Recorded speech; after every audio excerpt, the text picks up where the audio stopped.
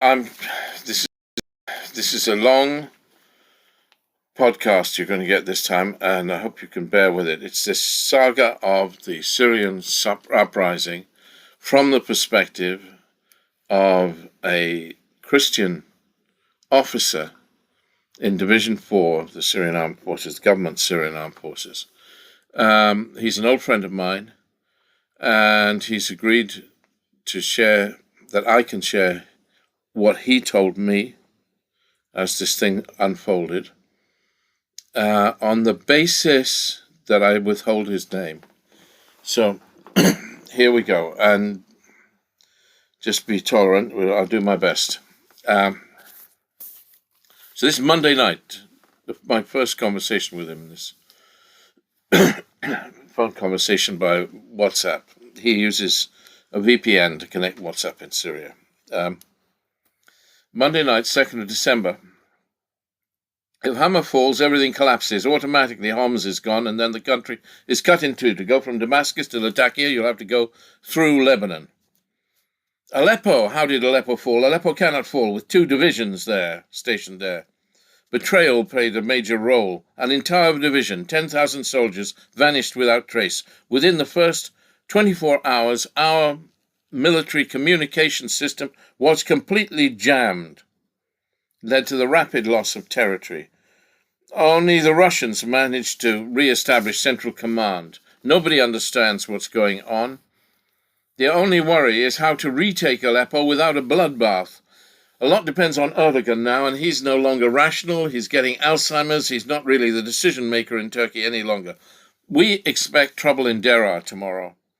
Deraa's in the south. There's been fierce fighting in the north, in Deir ez-Zor, against government forces by the Kurds. But in northern Aleppo, the Kurds have been flirting with the government forces.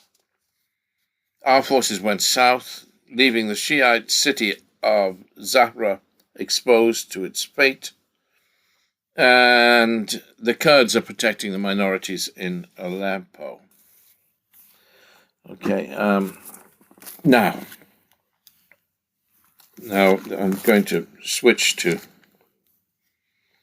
that was the 2nd of December. Now we're going to switch to the 3rd of December, Tuesday the 3rd of December evening.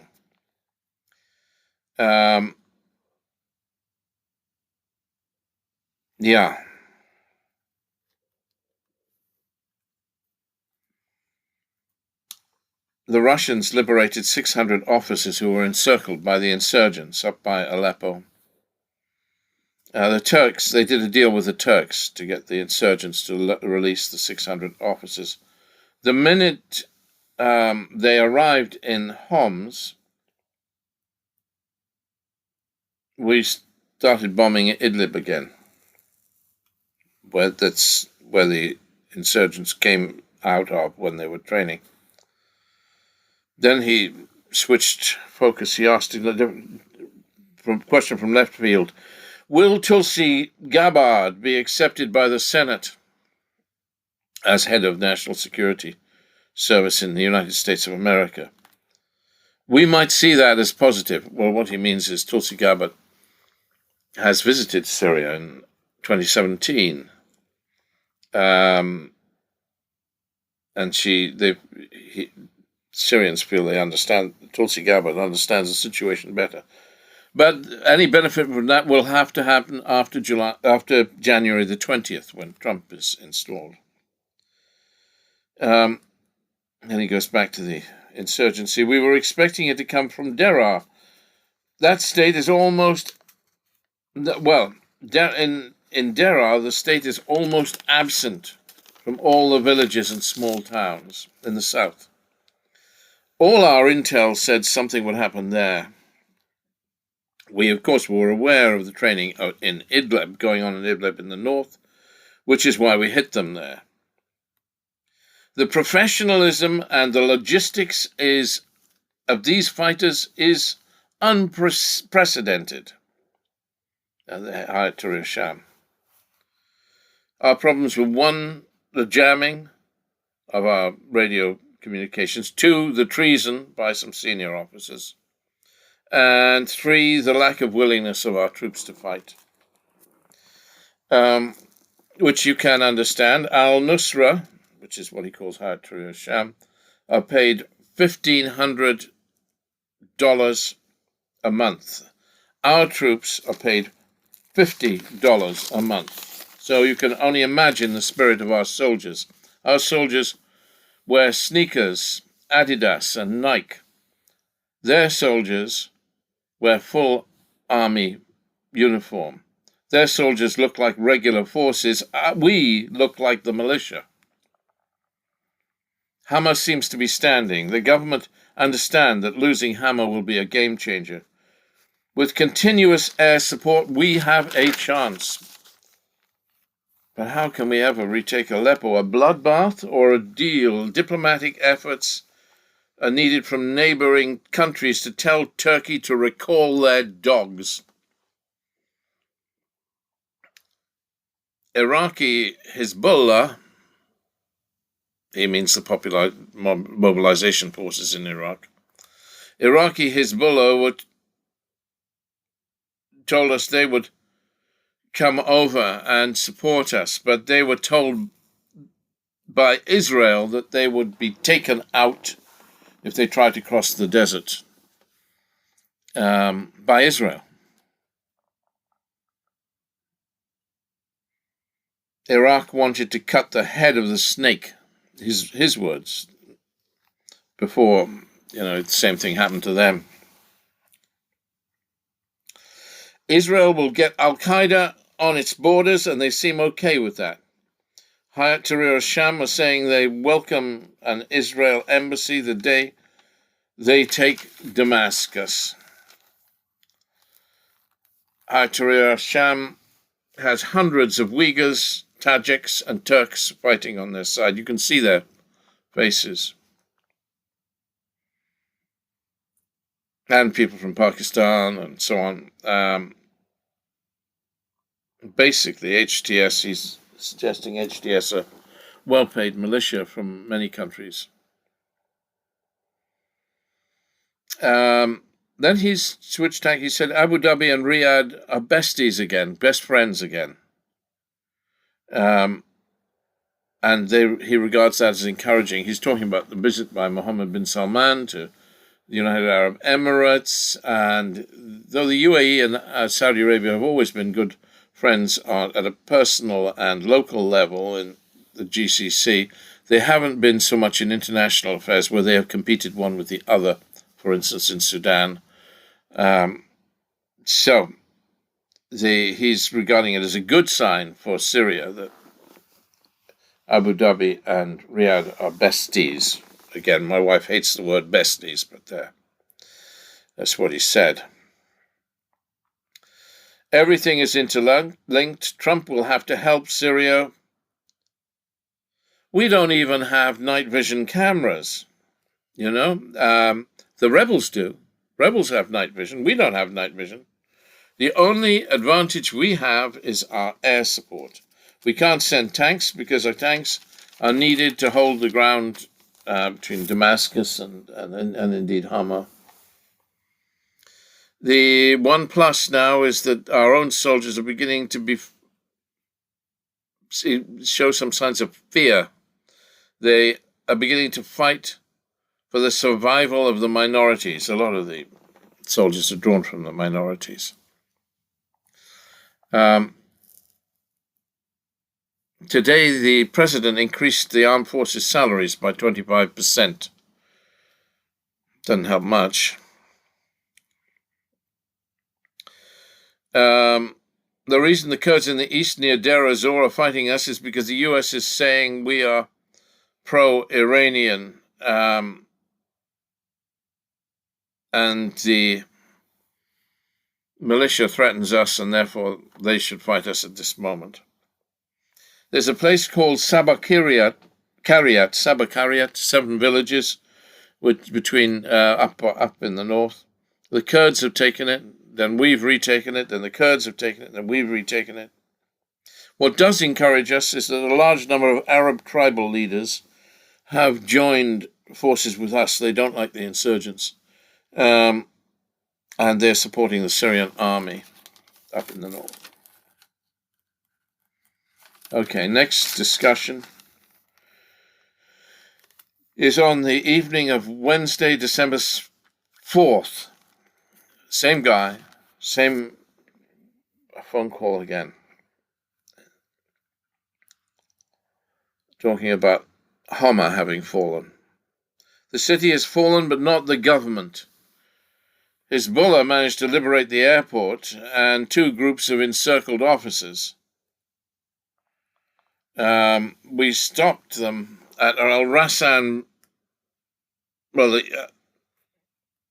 at the bridge there. Yeah, we stopped them at the bridge between Hama and Homs on the road. Bridge was targeted by the Russian airstrikes to slow the advance of Al-Qaeda. It's 40 kilometers from Homs on the famous M5 motorway from Jordan to Turkey. It's one of the biggest bridges in Syria. It was demolished to slow the advance.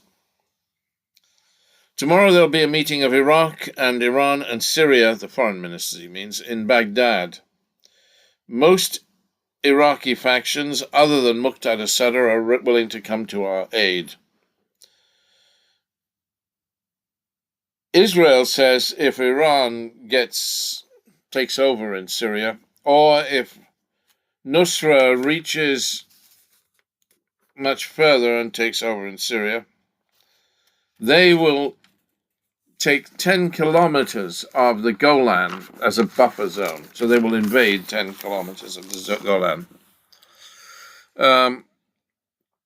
The Russians are being sly in their interventions. They could be doing much more. The Russians holding back their hand in airstrikes now. Their base has only 6 or 7 fighter jets and 10 helicopters. With 5 or 6 jets, only a certain number of airstrikes you can do, but yesterday they had to strike positions using artillery on the ships offshore. Yeah, yesterday there was an advance by Syrian Turkmen on Latakia, but we managed to beat them back. Tomorrow will be rich in events. There are 1,000 Radwan Hezbollah special forces in Syria. They have done a fantastic job. Abu Dhabi and Riyadh are worried.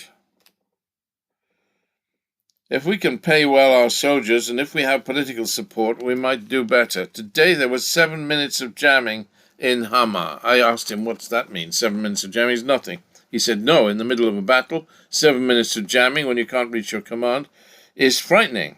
In Aleppo, they brought petrol with them and electricity 24/7. This is the insurgents when they took Aleppo. They brought hundreds of generators from Turkey, trying to make Aleppo like the showroom for Syria. But Aleppo will never sympathize with the insurgents, but Hama is something else. The people will sympathize with the insurgents if the insurgents take Hama. The Alawites in the villages around Hama are fleeing. The Ismaili villages, there are a lot of Ismaili villages around Hama, Shiite, you see, are also being evacuated. 2 Hayat Tahrir Sham Turkish drones were flying over Damascus today. We shot them down with our own guns. Everybody shot at them. They were over Division 4, over the presidential residential areas and so on. We all shot at them and brought them down. Okay. Now, next thing. Yeah.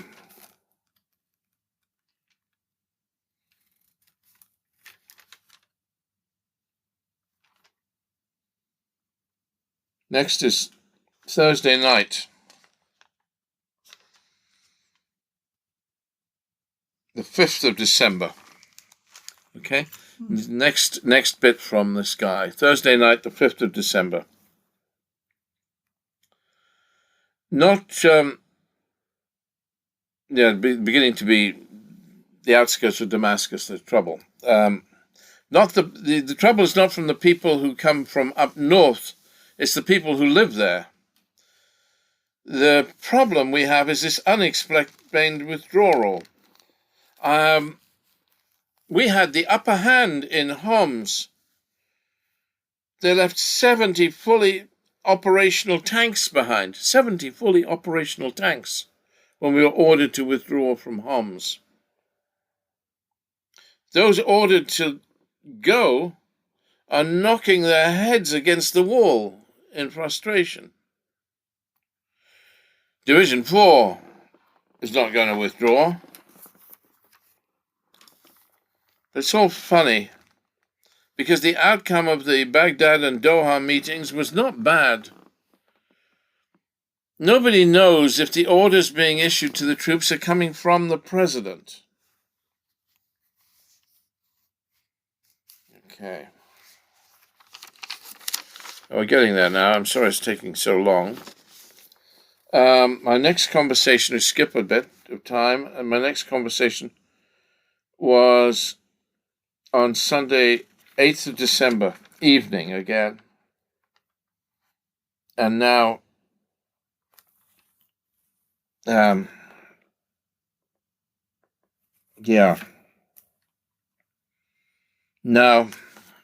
Damascus has been taken.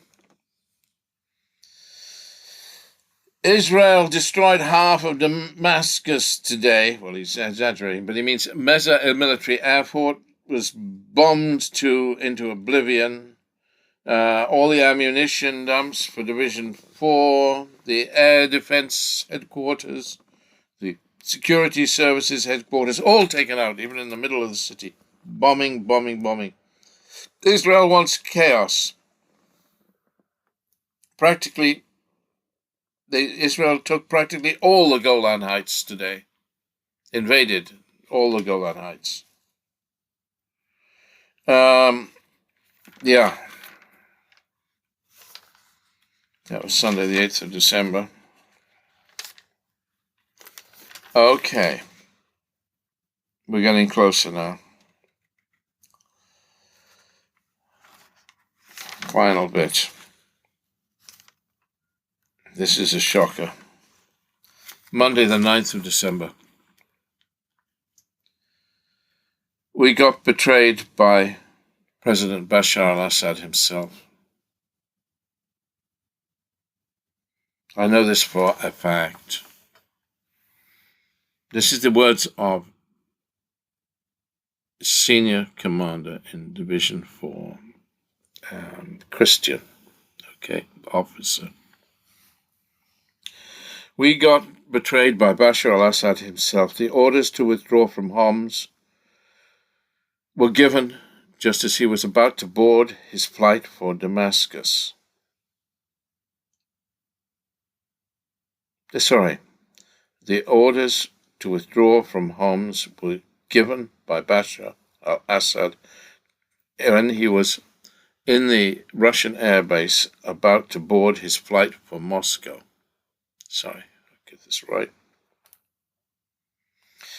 Today they've been stopping cars in the Alawite regions and spitting on the women if they're not wearing a veil, kind of a headscarf. He means not a full face veil, but if they're not wearing a headscarf that covers their hair completely.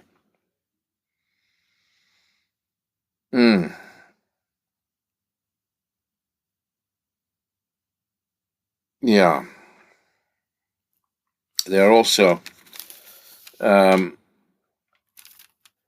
if somebody presents a ID in which they identify as a military officer or are identified in some way as a military member, soldier, they spit at them. And of course, you have to not react or you'll be shot. But he knows the Makloufs, this officer. The Makloufs are a senior business family that are close to Bashar al-Assad, regarded by many as, well, I don't know. he asked me, do I know Ahab Makhlouf? Well, I know of the Makhloufs, of course. I haven't met them. Ahab Makhlouf, the brother of Ramsey Makhlouf, and Ramsey Makhlouf, and a senior, a Christian, one of our community, were playing cards in Makhlouf's house. And the maid said, I must go, there's trouble. I must go, there's trouble in Damascus. He said, what trouble? Makhlouf said, no, she said, I must go, there's real trouble, I have to go home. The maid left. Ramsey Makhlouf phoned around and he realized there was real trouble in Damascus. He got hold of a couple of cars. He got hold of the Christian man, got hold of his mother, and Ramsey and Ahab got hold of their mother, put them in the cars. Anyway, and some other family members, and they drove for the border. Car was pulled over just short of the border, and some people got away. It was pulled over. The people who pulled it over realized they were Makhlouf. Ahab, this gentle lad, was shot in the head, killed outright. Ayad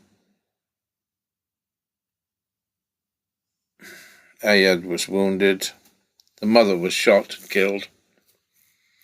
And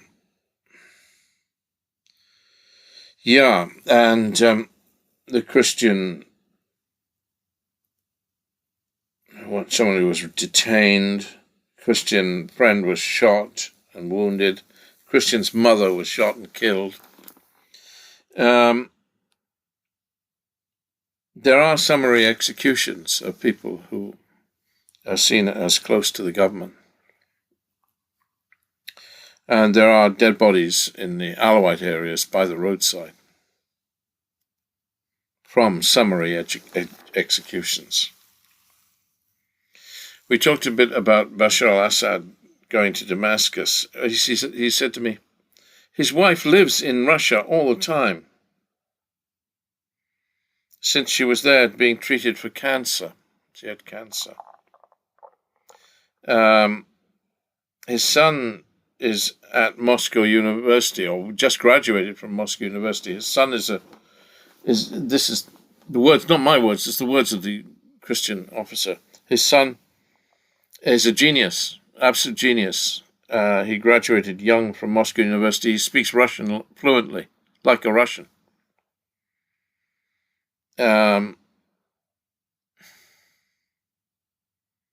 So